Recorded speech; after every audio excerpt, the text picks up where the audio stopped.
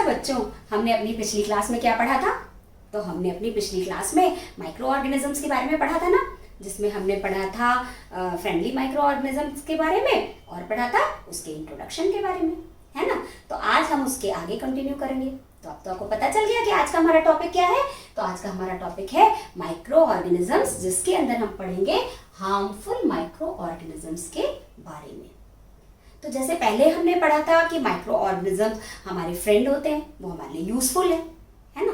तो लेकिन कुछ माइक्रो ऑर्गेनिजम्स ऐसे होते हैं जो कि बहुत ज़्यादा हार्मफुल भी होते हैं, जो हमें बहुत नुकसान पहुंचाते हैं। तो ऐसे माइक्रो ऑर्गेनिज्म को हम क्या कहते हैं? तो ऐसे माइक्रो ऑर्गेनिजम्स को हम हार्मफुल माइक्रो ऑर्गेनिजम्स कहते हैं, है ना। तो अब हम उसके आगे पढ़ेंगे। अब इसमें हम क्या क्या पढ़ेंगे? इसमें हम पढ़ेंगे डिजीज कॉजिंग माइक्रो ऑर्गेनिजम्स, और फिर कम्युनिकेबल डिजीजेस के बारे में जानेंगे, और इसके बाद बहुत सारे डिसीजेस जो माइक्रो ऑर्गेनिजम्स से होती है उसके बारे में समझेंगे।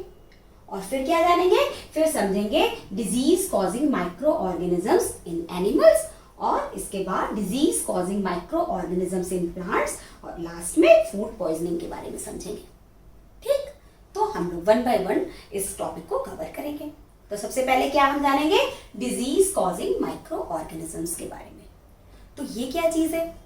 तो जैसे हमने जाना था पिछली क्लासेस में कि जो माइक्रो ऑर्गेनिजम्स होते हैं वो हर जगह होते हैं।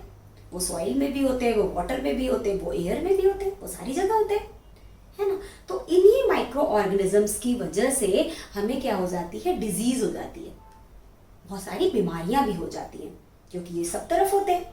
तो ये जो डिजीज कॉजिंग माइक्रो ऑर्गेनिज्म है, इन्हें हम क्या कहते हैं? इन्हें हम कहते हैं पैथोजन। तो क्या कहते हैं इन्हें हम कहते हैं पैथोजन। तो pathogens are disease causing micro organisms या माइक्रोब्स। ठीक, तो ये तो हो गई, हमने समझी डिजीज कॉजिंग माइक्रो ऑर्गेनिज्म होते क्या है। ठीक, अब क्या है? अब हम आते हैं कम्युनिकेबल डिजीजेस पे। तो जैसे मैंने आपको बताया पैथोजेंस के बारे में, है ना, कि पैथोजेंस होते हैं वो क्या होते हैं? डिजीज कॉजिंग माइक्रोब्स होते हैं। अब ये हमारी बॉडी में कैसे एंटर करते हैं, मतलब हमारी बॉडी में कैसे जाते हैं बॉडी के अंदर और जाके डिजीज करते हैं, पैदा करते हैं। तो ये क्या होता है कि ये या तो एयर के थ्रू जा सकते हैं हमारी बॉडी के अंदर, या वाटर के थ्रू जा सकते हैं, या कांटेक्ट, मतलब डायरेक्ट कांटेक्ट किसी से किया तो उसके थ्रू जा सकते हैं, और या किसी एनिमल्स के थ्रू जा सकते हैं, इंसेक्ट्स के थ्रू जा सकते हैं। तो बहुत सारे मेथड्स हैं जिसके थ्रू ये जो पैथोजेंस हैं वो हमारी बॉडी के अंदर चले जाएंगे। तो अब हम समझ रहे हैं कम्युनिकेबल डिजीजेस क्या है। तो कम्युनिकेबल डिजीजेस वो माइक्रोबियल डिजीजेस हैं जो कि किसी भी इन्फेक्टेड पर्सन से किसी हेल्दी पर्सन में पहुंच जाए, है ना। तो वो कैसे पहुंचेगी? या तो एयर के थ्रू, या वाटर के थ्रू, या कांटेक्ट के थ्रू, जैसे मैंने बताया था, या किसी एनिमल या इंसेक्ट के थ्रू, है ना। तो ये हो गई हमारी कम्युनिकेबल डिजीजेस। तो व्हाट आर कम्युनिकेबल डिजीजेस? तो microbial diseases that can spread from an infected person to a healthy person through air, water, food और physical contact are called communicable diseases. तो ये जो डेफिनेशन है इसकी, ये बहुत इंपॉर्टेंट है, इसको आपको याद करना पड़ेगा। तो अब कम्युनिकेबल डिजीजेस कौन कौन सी होती हैं?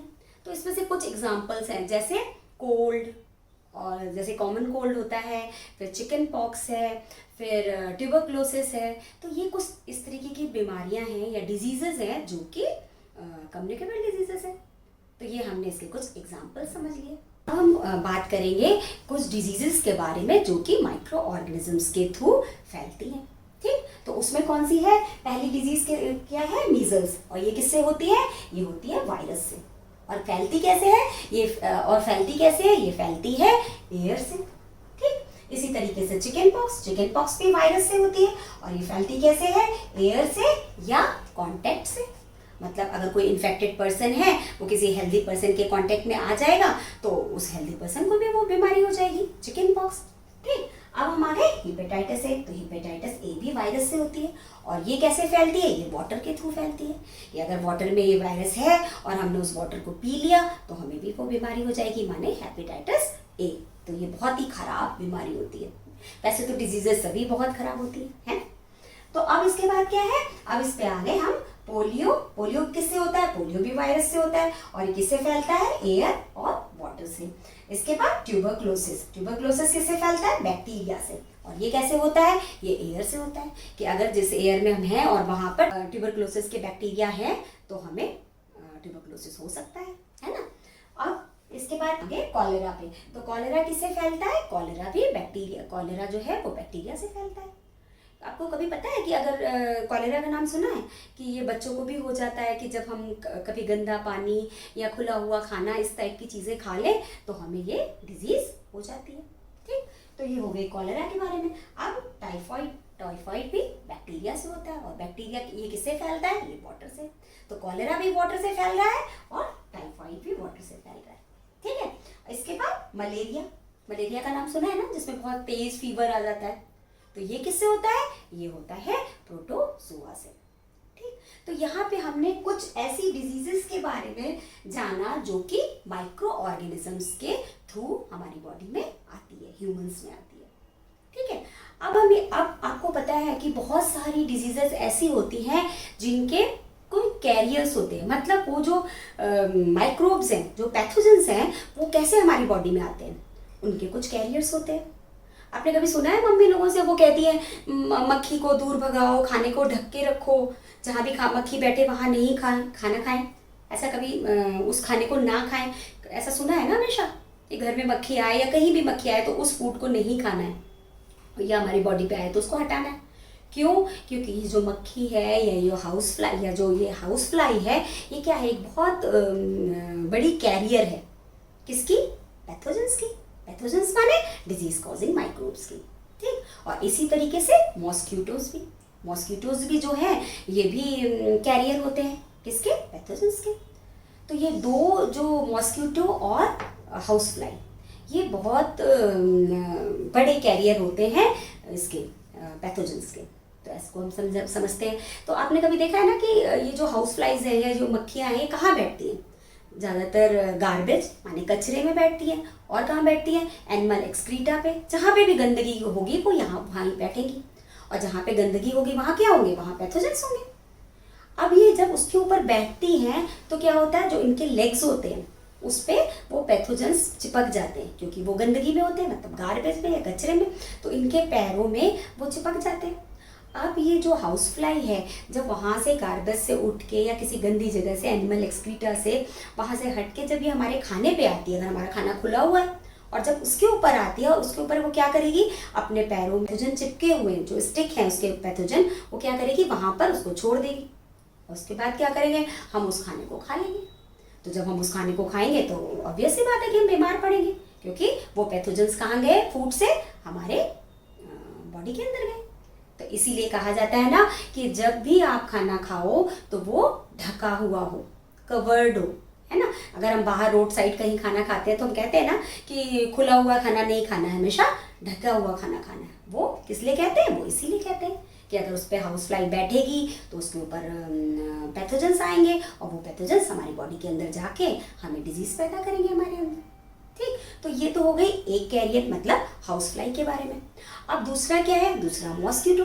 तो मच्छरों के बारे में तो सबको ही पता है कि मच्छर हमें काटते हैं, तो वो कैसे फैलाते हैं? वो भी क्या करते हैं? वो जो उनके पैथोजेंस होते हैं उनको, जिसकी मान लो कोई इन्फेक्टेड पर्सन है, हाँ, तो उसको उसने काटा, मच्छर ने।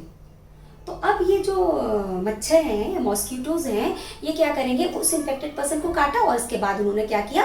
हेल्दी पर्सन को काटा खून पीने के लिए। तो जब वो हेल्दी पर्सन को काटते हैं तो वो जो माइक्रोब्स हैं, मतलब वो जो पैथोजेंस हैं, वो उनकी बॉडी में, हेल्दी पर्सन की बॉडी में चले जाते हैं। अब यहाँ पर एक बहुत कॉमन सी बीमारी है ना, जिसका नाम है मलेरिया। जैसे मैंने अभी पहले बताया था आपको, मलेरिया किससे होता है? प्रोटोजोआ से होता है। ठीक, प्लाज्मोडियम होता है, तो उसके थ्रू होता है। अब वो कैसे होता है? वो ऐसे ही होता है कि जो मच्छर है उसने इन्फेक्टेड पर्सन को काटा, मतलब जिसको मलेरिया था, और फिर वो क्या किया? उसने, उस मच्छर ने हेल्दी पर्सन को काट लिया। तो क्या हुआ कि वो जो पैथोजन था वो इन्फेक्टेड पर्सन से हेल्दी पर्सन में आ गया। ठीक है, अब यहाँ पे आप ये पूछ सकते हो, बहुत ऐसी बात है कि तो फिर तो मॉस्किटो को भी मलेरिया हो जाए, है ना, कि अगर मॉस्किटो ने उसको काटा इन्फेक्टेड पर्सन को, तो मॉस्किटो को भी मलेरिया हो जाना चाहिए। लेकिन कैरियर वही होते हैं जो पैथोजन से उनको कोई इफेक्ट नहीं पड़ता है, मतलब उन्हें कुछ फर्क नहीं पड़ेगा, वो सिर्फ नॉर्मल कैरियर है, वो वहां से पैथोजन उठाएंगे और हेल्दी पर्सन की बॉडी में डाल देंगे, लेकिन उन्हें कुछ नहीं होगा। ठीक, तो इससे हम कहते हैं कैरियर। इसी तरीके से एक बहुत अभी पीछे बहुत बीमारी फैली थी, जब भी रेनी सीजन होता है तो फैलती है, जैसे डेंगू। डेंगू के बारे में सुना है ना? तो डेंगू किससे होता है? डेंगू जो है वो एडिस मॉस्किटो से होता है। ठीक, और मलेरिया किससे होता है? मलेरिया जो है वो फीमेल एनोफिलीज से होता है। तो ये बहुत इंपॉर्टेंट है, ये एग्जाम्स में आते हैं कि मलेरिया किससे होता है, कौन से मॉस्किटो से होता है। तो मलेरिया जो है वो फीमेल एनोफिलीज से होता है, और जो डेंगू है वो फीमेल एडिस से होता है। तो ये एकदम आपको याद ही करना है कि ये होता है, ये जो बीमारी है, ये जो डिजीज है, ये इस मॉस्किटो से होती है। ठीक है, तो अभी हमने किसके बारे में समझ लिया? कैरियर्स के बारे में। ठीक, तो जो सबसे बड़े कैरियर दो कौन से हैं? एक तो मॉस्किटो और दूसरा हाउस फ्लाई। इसीलिए तो हम लोग कहते हैं मक्खी मच्छर दूर भगाओ। और आपको ये पता है कि रेनी सीजन में क्यों होता है? रेनी सीजन में क्यों ज़्यादा ये बीमारियां होती हैं? कुछ आइडिया आपको? तो रेनी सीजन में ये बीमारियां इसलिए ज़्यादा होती हैं कि जो मॉस्किटो हैं वो कब ब्रीड करते हैं? वो रेनी सीजन में। इसीलिए आपने सुना होगा ना कि बहुत बार कहा जाता है कि जो रुका हुआ पानी है उसको हटाओ, और गवर्नमेंट ये अनाउंस करती है, टीवी पे एड्स आते हैं, पेपर में आता है कि कहीं भी पानी रुकने मत दो। ऐसा बोला जाता है ना, पानी इकट्ठा मत होने दो, सफाई रखो, ऐसा बोला जाता है। क्यों? क्योंकि जो मॉस्किटोज हैं ये हमेशा रुके हुए पानी में ही अपने एग्स जो हैं वो ले करते हैं। ठीक, चाहे वो साफ हो चाहे वो गंदा पानी हो। तो इसीलिए ऐसा कहा जाता है कि रेनी सीजन में कहा जाता है, जनरली रेनी सीजन में ही इनका ब्रीडिंग का सीजन होता है मॉस्किटोज का। ठीक, तो इसलिए कहा जाता है कि पानी को इकट्ठा मत रखो। ठीक है, तो ये हम समझ गए कैरियर्स के बारे में कि ये माइक्रो जो पैथोजेंस है ये कैसे फैलते हैं। ठीक है, अब हम किस पे आ गए? अच्छा, यहाँ पर एक बात और भी है कि जो ये कम्युनिकेबल डिजीजेस हैं तो वो कैसे जो फैलती है ना एयर से, तो उससे बचने के लिए हम क्या कर सकते हैं? तो जैसे अगर हमको, आपने कभी देखा है ना कि जब छींक आती है तो क्या करते हैं? हम अपने मुंह पे रुमाल रख लेते हैं। क्यों? क्योंकि जब हम कोई किसी भी जो पर्सन है जिसको कॉमन कोल्ड है या कोल्ड हुआ है, तो वो क्या करेगा? वो अगर छींकेगा तो उसके मुंह से जो वायरस है वो क्या होंगे? वो एयर में फैल जाएंगे। और अगर उसने रुमाल नहीं रखा तो वो जो वायरस है वो हेल्दी पर्सन के अंदर चले जाएंगे, है ना? तो ये चीज़ हो गई हमें कैसे बचना है। तो हमें जो इन्फेक्टेड पर्सन है उससे दूर रहना है और हमेशा अपने मुंह पे रुमाल रखना है अगर हमें छींक आती है तो। अब हम आ गए disease causing micro organisms in animals. अब एनिमल्स में कैसे ये होता है डिजीज? कौन से माइक्रो ऑर्गेनिज्म इसमें एनिमल्स में डिजीज फैलाते हैं? तो बहुत सारे हैं। ऐसे ही एक बैक्टीरिया है जिससे कौन सी बीमारी होती है? एंथ्रेक्स। और ये बहुत ही खराब बीमारी होती है, ये एनिमल्स में हो जाती है और ह्यूमंस में भी होती है। तो इसके बारे में किसने बताया था? इसके बारे में एक साइंटिस्ट है जिनका नाम है रॉबर्ट कोच। उन्होंने एंथ्रेक्स के बारे में बताया था कि ये जो बीमारी है ये पैथोजन से होती है, और वो पैथोजन कौन है? वो है बैक्टीरिया। ठीक, अब आ गए हम disease causing micro organism in plants. अब ये माइक्रो ऑर्गेनिजम्स ऐसे हैं जो पैथोजन है ना, जो डिजीज कॉजिंग होते हैं उन्हें पैथोजन कहते हैं, मैंने पहले भी बताया। तो ये पैथोजन ऐसे हैं कि ये ह्यूमन में भी बीमारी फैला देते हैं, ये एनिमल में भी बीमारी फैला देते हैं, और ये प्लांट्स में भी, मतलब ये किसी को भी नहीं छोड़ते। तो सोचो कि ये कितने हार्मफुल हैं हमारे लिए, है ना? ये बहुत ज़्यादा हार्मफुल है। अब ये क्या करते हैं? अब ये बहुत सारी क्रॉप्स को बीमार कर देते हैं, मतलब उसमें बीमारी फैला देते हैं। जैसे वीट है, राइस है, एप्पल है और बहुत सारी। तो जब ये बीमारी फैलाते हैं तो क्या होता है? तो इससे क्या होता है? जो उनकी क्रॉप होती है उसकी यील्ड जो होती है वो बहुत कम हो जाती है। मतलब जो क्रॉप बहुत ज़्यादा होनी चाहिए वो बहुत कम होती है, कि आधी से ज़्यादा जो क्रॉप जिसमें बीमारी लगी है, जिसमें डिजीज़ हुई है, वो तो ख़राब हो जाती है। तो इससे बहुत नुकसान होता है। तो ऐसे ही कुछ डिजीजेज हैं, जैसे सिट्रस कैंकर, वो किससे होती है? बैक्टीरिया से, और वो एयर के थ्रू होती है। कि अगर एयर में वो बैक्टीरिया है और जो सिट्रस फ्रूट्स हैं या सिट्रस प्लांट्स, जो भी सिट्रस फ्रूट्स हैं, उसमें ये वाली बीमारी हो जाती है। आपने देखा है ना, नींबू वगैरह के ऊपर ब्लैक ब्लैक ब्लैक से स्पॉट्स होते हैं, वो क्या है, वो सिट्रस कैंकर है और वो बैक्टीरिया से होती है। ये भी बहुत इंपॉर्टेंट है, ये आपको याद रखनी पड़ेगी, क्योंकि ये वाले क्वेश्चंस भी एग्जाम में आते हैं कि प्लांट में कौन सी डिजीजेस होती हैं जो कि माइक्रो ऑर्गेनिजम्स के थ्रू होती है। ठीक, अब हम आते हैं रस्ट ऑफ वीट पे। तो रस्ट ऑफ वीट किससे होती है? रस्ट ऑफ वीट जो है वो कौन सा पैथोजन है? फंगाई से होती है। और ये फैलती किससे है? ये फैलती है एयर से और सीड्स से। ठीक, अब इसके बाद एक नेक्स्ट क्या है डिजीज? नेक्स्ट डिजीज है yellow vein of mosaic of भिंडी और ओकरा। मतलब जो भिंडी या ओकरा, भिंडी तो आप जानते हो नॉर्मल नाम है, इंग्लिश में लेडी फिंगर कहते हैं और इसे ओकरा भी कहते हैं। तो इसमें एक तरीके की बीमारी होती है जिसे हम कहते हैं येलो वेन ऑफ मोज़ेक। और ये किससे फैलती है? ये फैलती है वायरस से। किससे होती है? सॉरी, ये किससे होती है? ये होती है वायरस से। और फैलती किससे है? फैलती है इंसेक्ट से, मतलब कीड़ों से। ठीक, तो इंसेक्ट से फैलती है और होती है वायरस से। तो अभी हमने क्या क्या समझ लिया? हमने समझ लिया disease causing micro organism in plants. तो अब हम आ गए फूड पॉइजनिंग पे। तो फूड पॉइजनिंग क्या होता है? तो आपको पता है ना, बहुत सारा बच्चों को भी हो जाती है फूड पॉइजनिंग, बड़ों को भी हो जाती है, बच्चों को ज़्यादा हो जाती है क्योंकि बच्चे कभी कभी इसका ख्याल नहीं रखते कि वो अनकवर्ड फूड खा लेते, मतलब जो फूड ढका नहीं है, या कोई ऐसा फूड हम लोग खा ले जो कि बहुत दिनों से खुला हुआ है या बहुत ख़राब हो रहा है या उसमें गंदगी आ गई है। तो अगर हम ऐसे फूड को खाएंगे तो हमें क्या होगी? फूड पॉइजनिंग होगी। फूड पॉइजनिंग में क्या होगा? हमारी तबीयत खराब हो जाएगी, हमें लूज मोशंस होने लगेंगे, हमें वॉमिटिंग होने लगेगी, है ना। तो ये क्यों होता है? ये इसलिए होता है कि जब फूड खुला होता है या काफ़ी दिनों का पुराना हो जाता है तो उस वक्त क्या होता है, तो जो इसके अंदर माइक्रो ऑर्गेनिजम्स आ जाते हैं, है ना, पैथोजेंस आ जाते हैं, और ये क्या करते हैं, ये टॉक्सिक सब्सटेंस उस फूड में डाल देते हैं, उनकी बॉडी से निकलते हैं, वो फूड में चले जाते हैं। अब वो फूड अगर हम खाएंगे जिसमें टॉक्सिक सब्सटेंस है तो ऑब्वियसली की बात है कि हम बीमार पड़ जाएंगे। तो इसे हम क्या कहते हैं? Food poisoning. तो इसका मतलब क्या है कि हमें हमेशा ढका हुआ फूड या फ्रेश फूड खाना चाहिए और बहुत दिनों देर तक खुला हुआ खाना भी नहीं खाना चाहिए, है ना। तो ये हो गई फूड पॉइजनिंग। तो आज हमने क्या क्या समझ लिया?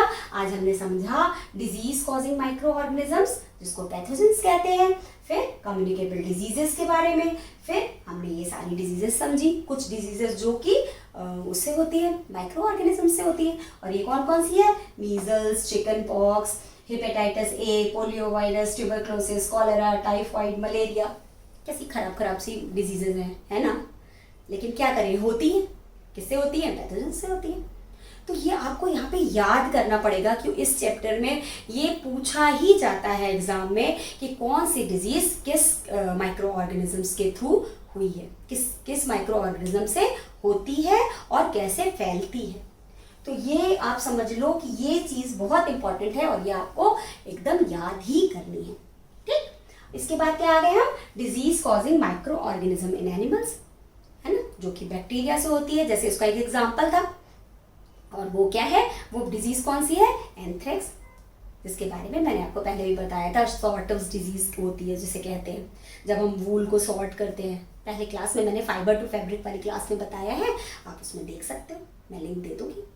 ठीक है, और क्या था? और फिर हमने पढ़ा disease causing micro organism in plants, जैसे citrus canker, rust of wheat, yellow vein of mosaic of bhindi. तो ये भी आपको याद करना है कि जो सिट्रस कैंकर है वो बैक्टीरिया से, फिर ये फंगाई से, rust of wheat, then yellow vein of mosaic of bhindi okra virus से होती है। और लास्ट में हमने क्या पढ़ा? लास्ट में हमने पढ़ा फूड पॉइजनिंग के बारे में। ठीक, तो अब तो मुझे लगता है कि मैंने आपको बहुत अच्छे से डिटेल में सारी चीज़ें बता दी हैं, लेकिन फिर भी अगर आपको कोई प्रॉब्लम है तो आप क्या करोगे? जैसे मैं हर क्लास में बताती हूँ कि कमेंट बॉक्स में जाओगे और मुझसे अपने क्वेश्चंस या क्वेरीज जो भी हैं वो आप मुझसे पूछ लोगे।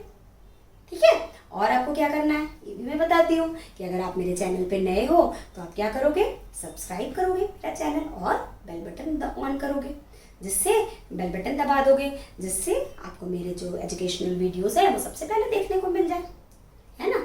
और क्या करोगे? आप मेरे वीडियोस को शेयर करोगे ज़्यादा से ज़्यादा, जिससे और सारे बच्चों को ये वीडियो देखने का मौका मिले, है ना। तो अब तब तक मिलते हैं नेक्स्ट क्लास में, तब तक के लिए बाय।